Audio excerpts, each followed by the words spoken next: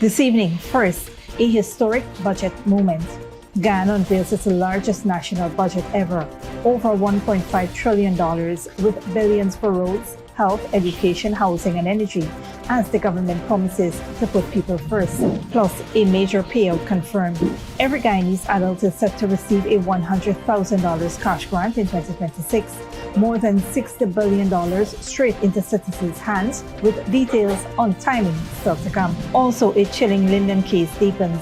6 people are charged after a Facebook Live broadcast and the violent death of wanted man Jamal Skinnyborn, as police continue forensic investigations into suspected remains. Meanwhile, school violence before the courts. 4 juveniles plead guilty over a brutal assault caught on camera, reigniting national concern over bullying, gangs, and safety in schools. And abroad, India and the European Union edge closer to a landmark free trade deal as global trade tensions rise and new tariffs reshape the world economy. Those stories and more coming up. Stay with us.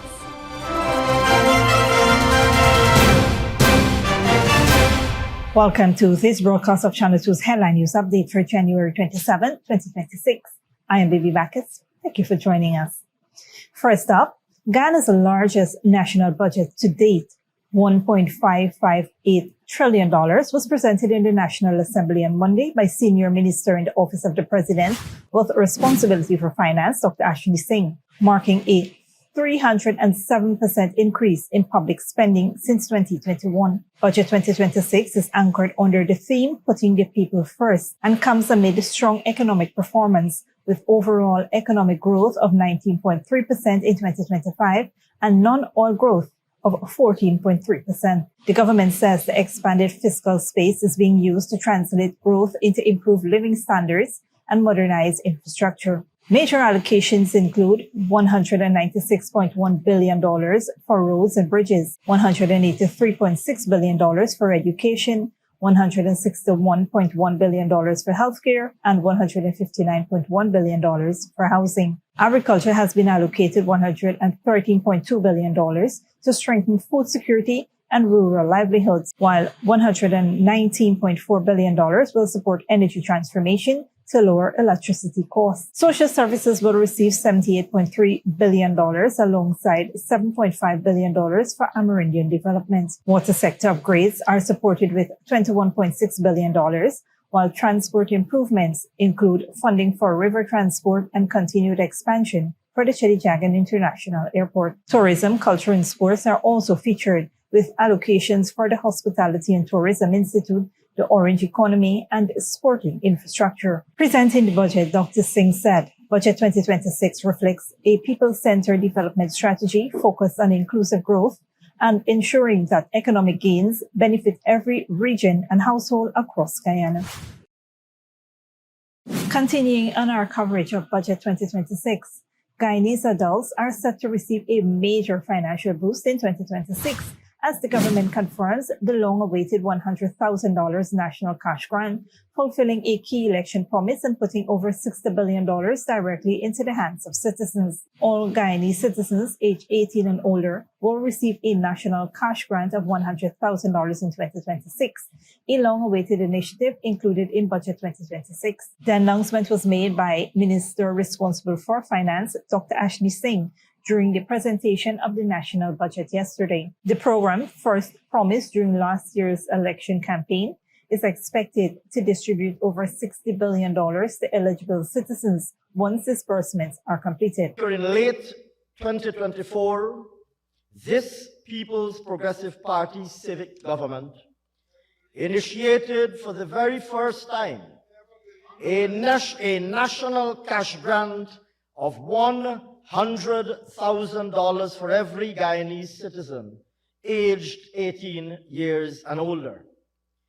This saw the transfer of more than $60 billion of disposable income into the pockets of over 600,000 Guyanese persons. As announced by His Excellency the President, Budget 2026 makes provision for citizens aged 18 and older once again to benefit from a national cash grant of $100,000 $100,000 each in 2026, for which purpose a total of over $60 billion is expected to be transferred to Guyanese citizens. While some had anticipated receiving the grant in December for the holiday season, officials had clarified that payments will follow the 2020 schedule. Dr. Singh said the grant is part of the government's broader people-centered development strategy aimed at supporting households, increasing disposable income, and stimulating economic activity across the country. The announcement underscores a commitment to delivering tangible benefits directly to citizens, placing people at the center of national development. While the $100,000 national cash grant promises a significant boost to household incomes, officials have not yet provided an official date for the commencement of distribution, leaving citizens eagerly awaiting further details on when the funds will be disbursed. On a different note, a chilling Facebook Live broadcast, a wanted man's violent death, and a trail of unanswered questions have now led to 6 individuals being charged for failing to report an unnatural death, as police intensify investigations into one of Linden's most disturbing cases in recent years. The accused were jointly charged in relation to an incident that occurred on January 18, 2025, when Jamal Bourne, also known as Skinny, reportedly shot himself during a Facebook Live broadcast. The group of 6 were arrested on January 20th and formally charged on January 20th. Those charged were 26-year-old Shiloh Nurse of Stanleytown, West Bank, Demerara, 20-year-old Yashua Angoy of Caneville, East Bank, Demerara, 21-year-old Sasha Laikin of Samata Point Grove, East Bank, Demerara, 21-year-old Tyrone Gill of North Rhineville to Georgetown, 18-year-old Letana Rambarat of Bell West, West Bank, Demerara, and a 17-year-old male of Yarracabra, Linden Highway. The defendants appeared before Magistrate Rochelle Liverpool at the Linden Magistrates Court on Monday, where the charge was read to them individually. All pleaded guilty. 5 were each fined $9,750, while the 17-year-old was sent away. The charges arise amid intensified police investigations in Linden into Bourne's death. During operations at 3 Mile West Rock housing scheme, police discovered suspected burned human remains, along with firearms, ammunition, and other items of interest. These are undergoing forensic examination as investigations continue. Bourne was wanted in connection with the murder of Akeem Hammer at Pojine, West Bank, Demerara in September 2024. Police have confirmed that the probe remains ongoing and further details will be provided. Stick around when we return, because with your cash grant increased to $60,000 and 4 juveniles charged over assault on student at the Linden.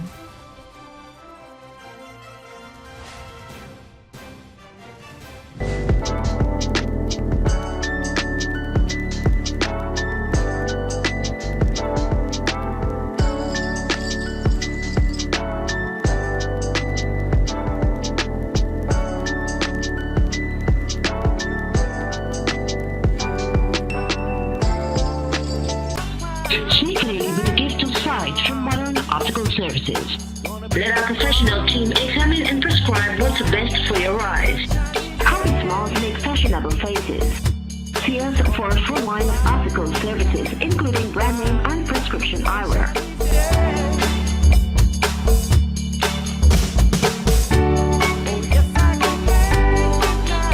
Modern Optical Services.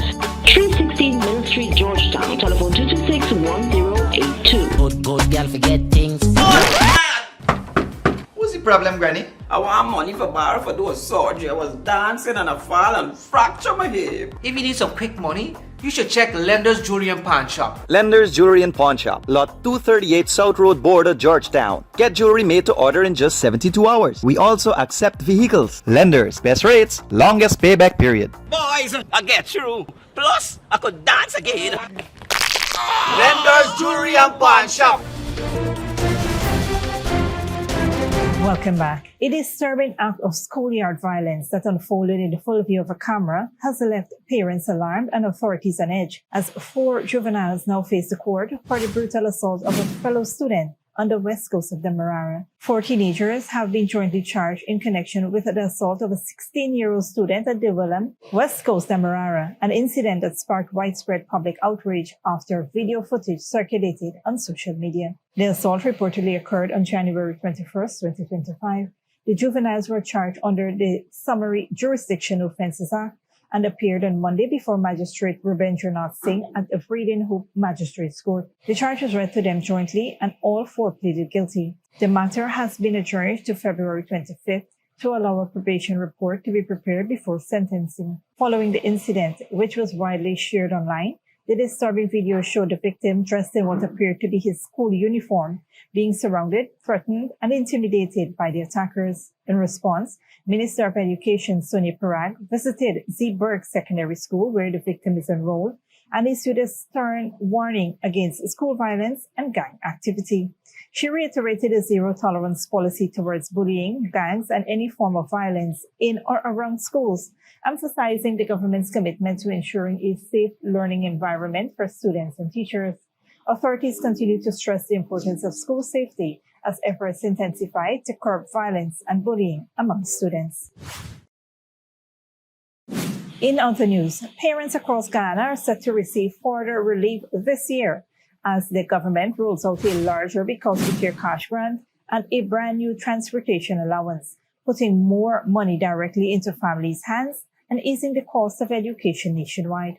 The government has announced increased financial support for families with school-age children, raising the Because We Care education cash grant from $50,000 to $60,000. I now wish to announce a further increase of the Because We Care cash grant from $50,000 per child, where it is, to $60,000 per child. To the benefit of 206,000 children in public and private schools countrywide. This increase alone will put in the hands of the parents of these children an additional $2 billion of disposable income. And this increase will result in an estimated $12.4 billion in total being transferred to the parents of these children under the Because We Care cash grant. Mr. Speaker, in addition, I am pleased to announce that in keeping with our 2025 manifesto promise, we will be introducing this year an annual transportation support grant amounting to $20,000 per child and totaling $4.1 billion of additional disposable income to parents. The announcement was made on Monday by Senior Minister in the Office of the President with responsibility for finance, Dr. Ashley Singh, who said the increase fulfills the commitment made to assist parents. Approximately 206,000 families with children attending public and private schools are expected to benefit. Minister Singh said the increase will add an additional $2 billion to parents' disposable income, bringing the total investment under the program to $12.4 billion. In a further boost, the government will introduce a new $20,000 transportation allowance this year to help offset the cost of getting children to and from school. When combined with the $5,000 uniform voucher, students will now receive a total of $85,000 in education-related financial support. The measures represent a combined government investment of about $17 billion and form part of the administration's wider commitment to improving access to education and supporting families nationwide. Don't go away after the break. New York paralyzed by winter storm as deep snow, ice, and power cuts hit, and Mozambique floods submerged communities, cutting off aid to nearly 700,000. Good girl forget things. What's the problem, Granny? I want money for borrow for those surgery. I was dancing and I fall and fractured my hip. If you need some quick money, you should check Lender's Jewelry and Pawn Shop. Lender's Jewelry and Pawn Shop, lot 238 South Road Border, Georgetown. Get jewelry made to order in just 72 hours. We also accept vehicles. Lenders, best rates, longest payback period. Boys, I get through. Plus, I could dance again. Lender's Jewelry and Pawn Shop. Sneakily with a gift of sight from Modern Optical Services. Let our professional team examine and prescribe what's best for your eyes. Our smiles make fashionable faces. See us for a full line of optical services, including brand name and prescription eyewear.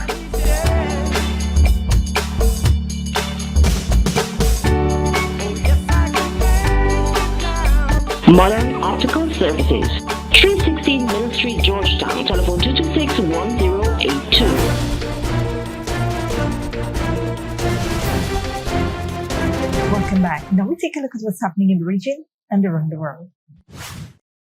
Good evening, I'm Dominic Gittins. Tonight, Barbados Prime Minister Mia Mottley rejects claims that election was called early, defending the voters' list progress. Deadly winter storms gripped the United States. Flood rescue efforts intensified in Mozambique, and India and the EU edged closer to a landmark trade deal. We begin in Barbados. Barbados Prime Minister Mia Mottley has rejected claims by Ralph Thorne that the general election was called prematurely. Mottley said the voters' registry was lawfully published on January 15 under the Representation of the People Act ahead of the election announcement. She urged voters to verify their details, noted minor list discrepancies occur every election cycle and are not politically motivated. Extreme snowfall and icy conditions are affecting some 230 million people across the U.S. At least 26 deaths have been reported. Travel, electricity, and basic services have been severely disrupted. Al Jazeera's Christine Salumi reports. The United States remains in the grip of a powerful winter storm, digging out from heavy snow and freezing rain amid dangerously low temperatures. We got people working 24 hours. It was very tough. How long have you been going? Since last night, 6 in the morning on Sunday. From New York to Texas to the nation's capital. It's not just the snow making for treacherous travel. It's been very hard. It snowed probably about 8 inches, and then after that it was all like rain, frozen ice, and then it compacted, so it's very hard for us to remove it now. Southern states, not accustomed to snow and sub-freezing temperatures, are among the hardest hit. With inch-thick ice toppling trees and power lines, more than 250,000 people remain without power in Tennessee. 25 governors have declared a state of emergency. The storm is blamed for more than a dozen deaths across multiple states. I send my deepest condolences to the families and the loved ones of those New Yorkers that lost their lives. Any loss of life is truly a tragedy, and that's why we're continuing to urge New Yorkers to get to a safe and warm location. The mayor also said that he hopes to have city services fully operational on Tuesday, but his top priority is to make sure all New Yorkers are safe. This is the most snow New York has seen in years, more than 25 centimeters. Officials here and in other hard-hit areas are encouraging people who can to stay inside and off the roads. That may not be good for taxi drivers. How many rides have you? Only I pick out 3 rides, that's it. Since when? I start 5 o'clock in the morning. But millions of school children were all too happy to wake up to a day off, as well as a few adults. I love it because this is the way New York City was when I was a little kid living here. We had snowstorms all the time, and this is very welcome to me. In many parts of the country, sledding opportunities like these storms come once in a lifetime. Kristen Salumi, Al Jazeera, New York.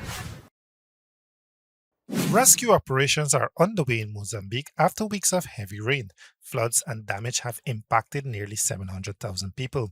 The country's southern and central region have been particularly hit hard, with at least 12 people killed since January 7th. Al Jazeera's Haru Mutassel reports. From up here, the city of Xai-Xai in Mozambique's Gaza province looks inundated.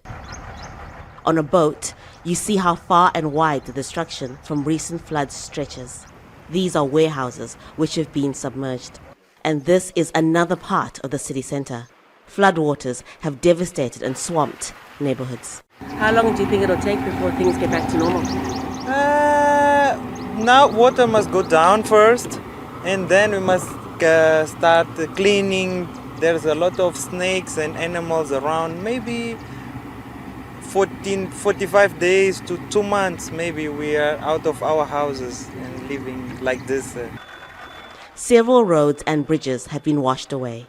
Boats are being used to rescue stranded families. We sent alerts about the floods, but it happened suddenly. People were caught by surprise. Most of these people had to run and left their belongings behind. They have nothing. We are talking about 15,000 people from downtown Shai. Shai, the provincial capital of Gaza province in the south, is one of the worst affected areas. The water is receding, but slowly. It comes up to about here right now. We are on the main road, and you can see some of the shops that have been affected. You've got the restaurant over there, the pharmacy, the supermarket. This road leads all the way to the capital city, Maputo, and people have been cut off. There is the threat of more flooding. Authorities in neighboring South Africa's Mpumalanga province have ordered people to evacuate flood-prone areas immediately. The dam there is full and could start releasing water. That means more water will head downstream to communities here. Hara Mutasa, Al Jazeera, Shai, Mozambique. India and the European Union are on the cusp of announcing a major free trade agreement. It follows nearly 2 decades of negotiations. The deal comes after Washington ramps up tariffs on countries around the globe, including a hefty 50% levy on India. Al Jazeera's Michael Appel reports. Rolling out the red carpet, India's Republic Day saw New Delhi host the President of the European Commission as they pursue closer cooperation and deepening trade ties. Commerce between the two sides represents roughly a quarter of global GDP. Away from the pomp and ceremony, it's change of shift at Netaji Apparel Park in the city of Tirupur, considered India's textile capital. There are more than 50 garment factories here, where nimble hands are hard at work. But then, tariffs, it's a beautiful word, isn't it? President Donald Trump imposed 50% levies on India in August last year. Punishment for buying Russian oil. One of the main export markets for India's textiles was the US. Last 6 months, I think around 30 to 40% of our business impacted. Really. Then we are balancing with our domestic market, European Union markets and Middle East market. No? New Delhi is hoping to pivot and build on existing relationships. The EU is India's largest trading partner, with trade totaling $190 billion last year.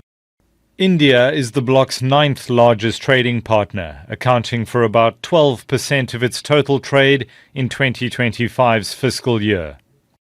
New Delhi's main imports from the EU include machinery, chemicals, and textiles, while Europe's mainly importing refined petroleum products, pharmaceuticals, and textiles from India. An increase in trade is likely to filter down to people like Sunil Kumar, who works at the garment factory, where he made $300 a month. Now, it's down to $50. The work situation is bad. There's barely any work now. Tirupur had a lot of work for us, but many migrant workers have left because that's changed. They're not able to make or save any money. The consequences of unpredictable global partnerships and growing trade barriers are evident. But it's also binding together those who see clearer market access and stability at a time of global uncertainty. Michael Appel, Al Jazeera. Thanks, Dominique. This brings us to the end of our regional and global news coverage. Up next is the 3-event forecast.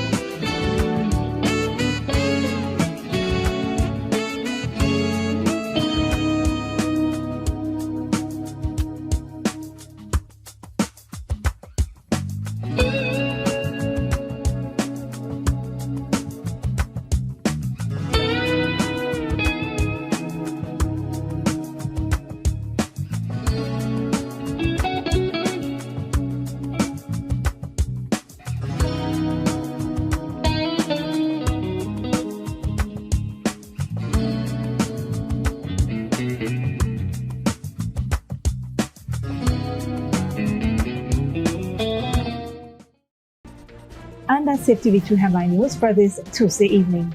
As we take our leave, we invite you to follow us on Facebook and YouTube. You can tune in tomorrow at 6:30 a.m. for rebroadcast and at 7 p.m. for more news. Until then, please take care of yourselves and each other.